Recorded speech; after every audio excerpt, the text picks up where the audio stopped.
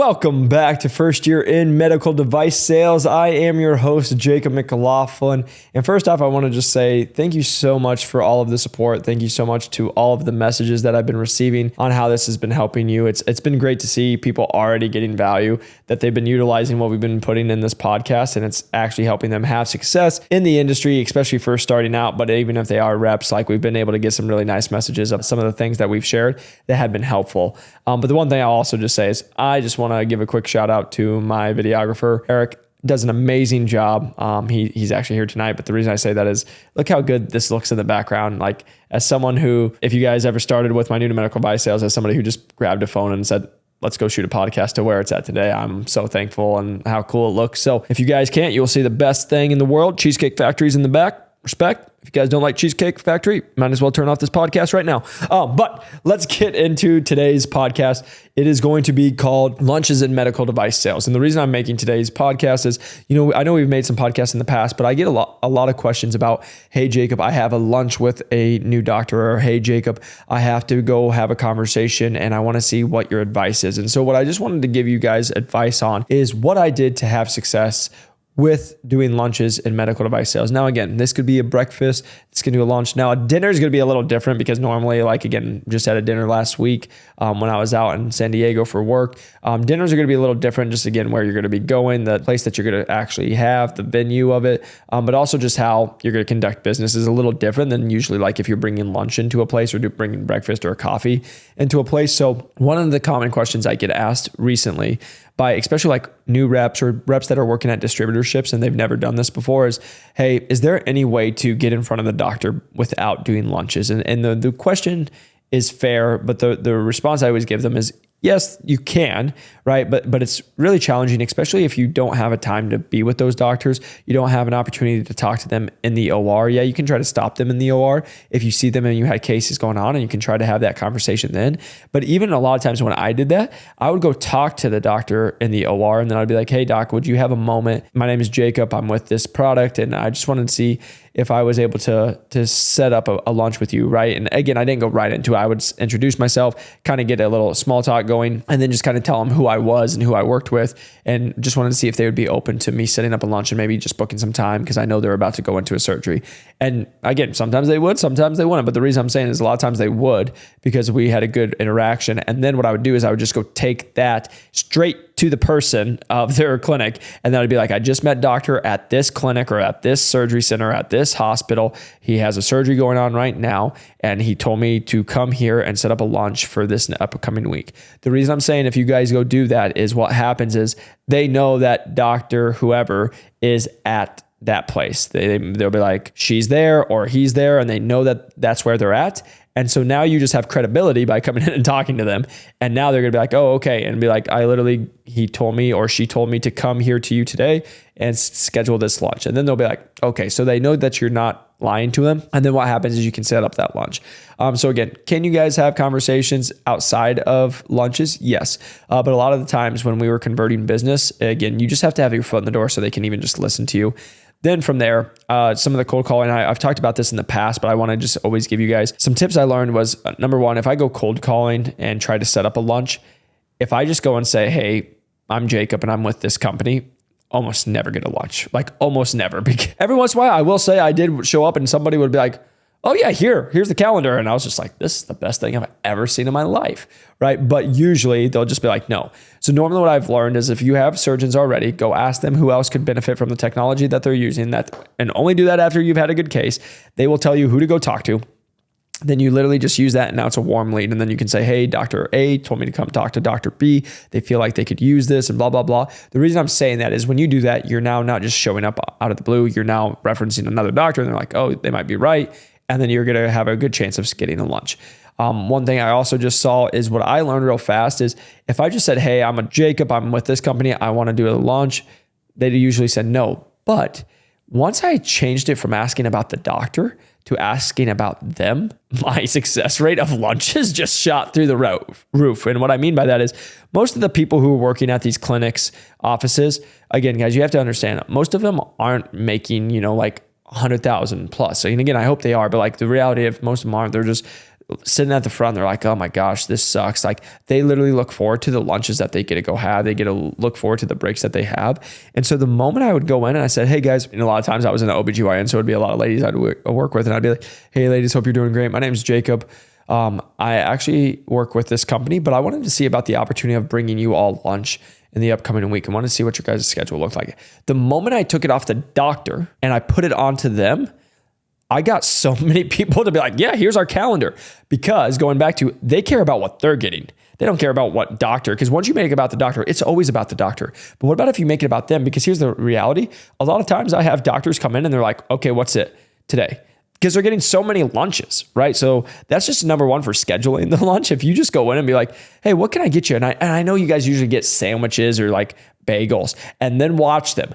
They will trash all the bagels and sandwiches that they have gotten. And it's absolutely hysterical. And I'm always like, yeah, I want to get you guys something different. What do you guys enjoy?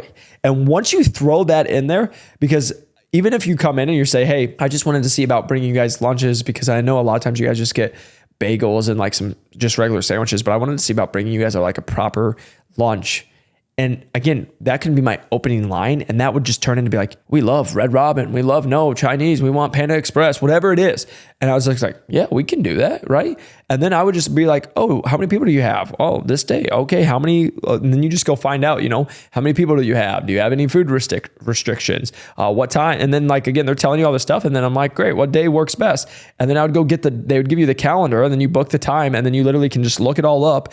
And then I just used something called ezCater. If you guys haven't used it before, ezCater was something that you can actually like look at it and you can have them deliver for you. You can refer people. I think you can get points from that. And then actually those points you get from buying those for like work, you actually can cash out. You could get like Amazon cards and all that stuff. So if you guys are paying the money anyway, it's a great tool that I used was like ezCater. I can go I can put food restrictions. I could say where to deliver it. They would put it 15 minutes early and all that stuff. And then all I had to do was like go order, and then it was good. And it was all the big style that you could have. So that's something, a little tip for you guys. If you are doing the lunches, hopefully that can be helpful, or breakfast as well. And then they usually just needed like a 24-hour notice. But again, the reason I'm just saying that is that's how I got into the lunches. Then once I actually got into the lunches and I'm going to go talk with the doctor, it's about reading the room, because the one thing I will sit here and tell you, while you're sitting there, you're almost always going to have the person who comes in first from lunch, or second for lunch, or third for lunch. I always talk to the staff, because the staff is your in. The staff is the people who are going to be able to talk with the doctors and are really close with the doctors. And I can almost promise you, on average, the doctors never show up on time. There's been times I've sat for a doctor for an hour and a half and I was just waiting for them, right? Because they're so backed up. But what I'm just going to sit here and tell you is that's when you go make relationships. And that's when I was with people. I would talk about our products a little bit, but usually that was always at the end. I would just talk about them, and I would ask about the people I was sitting there eating lunch with. And I want to eat, I would just have them eat, but I would just ask questions, get to know them, and they would open up. And then they wanted to get to know you, and then you could share with them. And then they would be like, what do you sell? And then we talk about it and be like, oh, that's cool. We need that. Or yeah, doctor does this. And then they would literally give you insight about who you're about to sell to, and like what they use and why they've used it or whatever it is. And you're going to learn all that. So what I would just sit here and tell you is that as you're waiting, don't just sit there and be the weird rep. Like, have the conversations with the MAs, the medical scribes, like the front office people, all the people, because they all are going to help you out if you can make that relationship. And then from there, you're going to have doctors come in. The one thing I'm just going to sit here and tell you, if you guys are a good rep, you have to have different talk tracks. And what I mean by that is you're going to get a doctor. They almost always are going to say, hey, I only got 3 minutes. I got 2 minutes. What do you got for me? The reason I'm saying that is because if you just come in here and be like, oh, we've all been there. If you guys are a rep, we've all probably been there, and hopefully you have. We've all been there where a doctor tells me I have 2 minutes and I'm talking to him 35 minutes later. They just tell you that, but they want to see what you actually have. And then if you do your job right, it'll go longer. What I've learned is what converted and what didn't convert. And from my own personal opinion and what I saw success in is the moment they would be like, hey, I got a couple minutes. What do you have? And I just talked about what I had the whole time. I never made that sale. I never got them to use it. If I just talked about what I had the whole time and never got to learn about them, this was a mistake I made very early on. I would just be like talking about who I was. I literally would just go and be like, oh, I just went to training. I learned about all this great stuff. Let me tell you why you should use it. And it's the best stuff, right? Now I had to understand like my stuff that I was selling at the time was like, it's a procedure that should take under 15, 30 minutes. They really don't care what they're using, and it has to be easy setup. Why is it clinically better? Like again, and you had to learn about it. And so that's why I was just going to go into is you need to ask doctors of like, why do you use what you use currently? Right? And then like they're going to tell you why. And here's a follow-up question, because they're using a competitor, so they're going to tell you they're using something else and be like, oh great, have you always used that, or did you ever change? Guess what they're going to tell you right there? Have you used it since residency, or did you use something else? They might tell you they've always used it for residency. Now you can talk about like maybe there's a better technology since residency. Number two though, if they've already used something else before and then they changed, now they just told you without telling you that they're open to changing because they've done it once before. So now if you have something better, you can talk to them, because for example, if they say, no, I used to use this, and be like, oh great, what made you make that change? Guess what? They're going to tell you what made that change. Was it cheaper? Was it clinically better? Whatever it is. Now you have the selling point that you can go talk to, but that's what you want to be thinking about, because then you can be like, oh great, why do you use this? How long have you used it for? Do you use it because, and then you can just go into deep dive. Like, how long have they used it? Why do they use it? Do they know the rep? Is it because I talked to one doctor, he's best friends and goes golfing every month with the rep. They literally told me, they're like, it does not matter if it's the best and it's more affordable or anything. The doctor likes this rep, he will never use you. Hey, at least I got my no, right? Get to a no way faster than the yes. But the reason I'm just saying that is it helps you better understand that kind of stuff. Is you guys just want to be asking questions, because when you're asking these questions, how long have you used it? Why do you use it? Can you tell me more about your experiences? Do you ever have any complications? What are the complications of biggest face? Because I can sit here and tell you, almost all of them will tell you, oh no, I don't have any complications. Because again, they're perfect. They're perfect surgeons. They don't have problems. Also, they don't really want to talk to you. But then when I would go be like, yeah, doc, no, I totally understand. Some of the challenges that some of my other physicians faced was A, B, C. Have you ever had any of those? Guess what they're going to tell you? Yes, I have. Oh my gosh, great. Now we can talk to that, right? But if you just ask them, that's like asking you a bunch of personal questions. You're probably not going to be very like opening up. But for example, if you're going to be like, I've had this happen. Have you ever had this happen? If you've had it happen, they're probably like, oh yeah, I've had that happen too. Normally you're going to hear the same things. Why do they use the competitor? What is it? If you can just call those out right away. Yeah, a lot of times the surgeons that we've had use us, the reason they made this switch was because of A, B, and C, because they were facing these challenges, A, B, and C. Have you faced any of those challenges? Great. What? And then when they'll say yes, usually, and then they'll be like, and if they say no, okay, maybe it's not going anywhere, right? But if they say yes, and then like, hey, tell me more about that challenge. Now you're going to make them relive that time that was challenging, that they did not enjoy. And now you're going to learn more about that. And then guess what you're going to be able to do? You can position why your product won't allow that to happen, right? Why is it different? Does it save time? Is it more expensive, less expensive? Well, like what's the quality? All this stuff. And then you're literally learning what to position and how to have the conversation. And then the close. This is a big conversation I have with people. Jacob, what do I even do? Like, okay, I talked to them. I had them interested. How do I even close it? And it would be like, would you be open to using this for your next 3 cases just so you can trial it? Because again, I never do one case, because just like riding a bike, like this is me just off script, guys, so you can know, riding a bike, everybody falls down. Like the first time trying anything new, it's not going to go great. You need 3 to 5 times to try it so you can actually get the feel. You explain that to them. I always just said, hey, doc, the first time you rode a bike, you probably fell down a couple times, just like I did. And you don't have to put it on them, because most docs will be like, no, I didn't. I got on a bike and I was perfect the first time. And I'm like, oh my gosh, that's amazing, right? Like the whole conversation is like, hey, doc, first time I rode a bike, I fell down a couple times, right? I had to have training wheels and then get pushed and fell down. And then I was finally able to ride without my hands, right? The reason I'm saying that is that's how you can explain it is, hey, can we get your next 3 to 5 cases so you can try this? Because again, the first couple cases, it's always just taking to get used to, right? And as you can imagine, and they're like, yeah. And then this is the big mistake I made one time, and I never made the mistake again. So hopefully I can help you guys, because I talk to a lot of reps, and I also talk to people in our course about this, is because they'll be like, talk to somebody and I got the job, and then they don't really have the job. It's the same thing where so many people will be like, hey, would you use our stuff? And they'll be like, yeah, I'll try it. And they'll be like, I did it. It worked. And then they'll leave, and then they'll call their manager, and they'll be like, the doc's using it. And then the manager will be like, that's great. When are they using it? And I'll be like, I don't know. Well, what device they're using? I don't know. And they'll be like, what do you know, right? The reason I'm telling you that is doctors are a lot of times yes men. They just want to say yes. Yes, yes, yes. Why do they want to say yes? To get you out of their office and get away from them. So the reason I'm telling you all that is if you say yes, then the next question is would you be open to trialing this for the next 3 to 5 cases just so you can actually get the feel?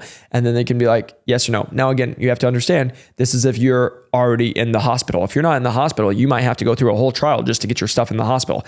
That's a time for a whole different day if you guys don't know about that. But the reason I'm just saying that is if, like for me, I was doing a lot of split share, so I was already in the hospital. I just needed to get more doctors at that hospital or at the account. And so the reason I'm saying that is then be like, oh, can I have you commit to 3 to 5 cases so you can at least get it and I can be there for the cases? And they'll be like, yeah. And they'll be like, great. Can you have me go, or when are your next 3 cases? And they'll always say, I don't know. I don't have it memorized. Right. And I'll be like, great. Can you take me to your surgery scheduler? And they'll be like, yes or no. And here's the thing. When they say yes and they'll march you in, they'll just be like, hey, here's John or here's Sarah. Talk with them and they'll take care of you. You're good. You can go do it. Or you can also be like, hey, who's your surgery scheduler? Because then I can go book with them and I can just make your life easier because I know you're extremely busy. They'll tell you, you also get their details because you need that. And that's going to be your lifeline contact for the future. But then you can also go talk to them. But the reason I'm telling you guys to do this is because if you don't get those credentials, you don't know who you're talking to. And if you hear, hey, no, I'll take care of it and let them know. Well, guess what? If you don't have the surgery scheduler's information, if you don't have the doctor's information, how are they supposed to let you know? Oh, leave a card? Yeah, they can very easily not text you. Again, this is why we get paid very well. And this is your job, is to go close them and get into it. So it should be like, hey doc, I just want to make sure right now you're saying you want to use it. You're telling me you use it, but now I'm getting a little bit of pushback when you're trying to book it because you won't even give me the surgery scheduler's name. And is there a little hesitation for you why you want to use this? And again, that could be they'll be like, no, I'm fine, right? And freak out. But like, again, you need to get that on the schedule. Otherwise, it's not on the schedule and they're not going to use you. Before you leave, you have to get it on the schedule. So the reason I'm telling you that's where you can handle the objections. Well, no, I actually just don't want to use it because they're just trying to yes you. Yes. So you have to have those conversations and be able to close them, get it on the books. So guys, I hope this was helpful. I hope that you all enjoy it. I really enjoy getting the calls from everybody. I get the messages, and it's great to see all the guys and the ladies having success as reps in med device sales. It's truly amazing to see what you all are doing. I appreciate it. Again, always just want to help you guys as much as I can. I do just want to say something that's been very cool is we have been having people who are associate reps or distributorships reach out to us because we have helped people break in medical device sales in 8 weeks. If you guys see our old program, or not old program, but our program we do for new to medical device sales. But the reason I say that is we've helped, reps that are actually already in the industry. But for example, we've talked to reps who have been in and they make $65,000 or $70,000. They've been in for multiple years, but they actually want to come in as a full line rep or whatever that is. And we've been able to help those conversations of being able to get them in those higher paying roles. Also, if they're at distributorships, it can be a challenge. So again, that's something that I never thought was actually going to come from it, but it has. And so if you guys are ever interested in, upping your level and upping your game and wanting to go into somewhere else, I'm always happy to have those conversations with you as well. Also, just want to always say that we have been able to watch associates go from associates to full line reps in 8 months and, under a year. The reason I'm just telling that is keep aiming high, guys. Keep aiming for the dreams. You can go make it happen. If you can, press that like and subscribe button. If you can share this with somebody, it does mean the world for me because hopefully it can just help them. And if you can write a 5-star review, it does help us grow this channel and it truly means the world. So I hope you keep going and crushing quota, and I'll see you on the next one. Peace.